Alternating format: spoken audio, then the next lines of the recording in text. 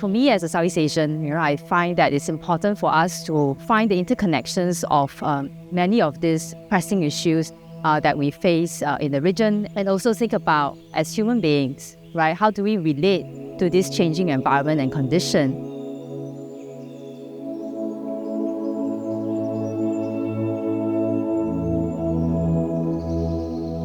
Rattan Eco-Sprawl is an ecological artwork that sits at the edge of the forest at Spottiswoode Park. When you go around different parts of the city, it's easy for us to encounter ant or termite nests. Although we might see them as pests, actually they serve very important ecological function. I hope that through this artwork, we can open up people's mind and think about how we interact with nature, being more open and more curious to our environment, to other species as well. We also take the idea of encroachments, right? Because this work, when I first considered it was during my residency at Sasa Art Projects in Cambodia in Phnom Penh.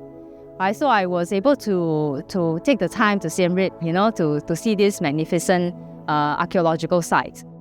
I witnessed how the tree roots of the ficus, right, wraps around the Angkor temples. In one way, it is kind of destroying the temple because it cuts through parts of the rocks architecture. Right, but at the same time, the roots actually as well anchor and support the temples from collapsing. I find that way of thinking about human and nature relationship, right, could be something that opens up more conversation than thinking about only human versus nature kind of scenario. Maybe we can start thinking about other ways of interacting with our environment. When you first encounter the artwork at the front entrance, it's taking reference from the frame of the entrance in the Angkor temples. The entrances are always designed to be a little bit smaller, shorter, narrow, right? Because then you will need to bow when you enter. I wanted people to take some time to reflect, right, as they enter. So thinking about the sacred site, that this is a space where we can encounter and be in connection with nature. I've chosen Spottiswoode Park because it has a kind of like island effect in the sense that this green patch, right, is very segregated from other nature reserves on the island. When we first started the project with the ecologists, we found that actually, although it looks really green and lush, but compared to a proper forest, its biodiversity and its health is actually not very good. So we thought about, okay, what can art do to help the forest? So by having the work situated right at the edge of the forest and working with the ecologists to plant keystone species that can help attract wildlife to come in, then this work becomes an ecological gateway. We see that there are many people actually daily when we set up or when we were here on site, they bring their dogs and people really like to engage with the nature around here. How do we then bridge this connection through the work? The artwork is made deliberately porous, right? There are gaps in between the weaving of the rattan. And then by adding the plants useful plant species that will creep in, we are actually inviting both human and non-human to come in and interact at the same time. We have 2 trees that will be planted in part of the work.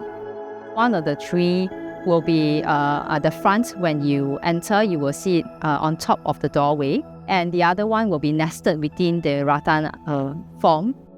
So these spaces have been designed to host these trees. Then in sections of the work, we are also going to have plant baskets where we will plant, again, so all of these plants are useful species for the forest. Then as you admire, the pieces around, the architecture that's made of rattan that is woven all around the work, right? You also realize that there is a seamless connection of the walls to the floor. I chose rattan as a key material. It's a very sustainable material.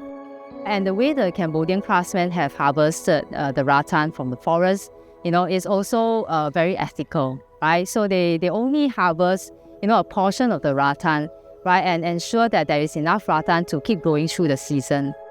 Because it is grown in the forest and it's a crippling plant, right, it's a vine, by harvesting it also doesn't impact, the other parts of the forest as well.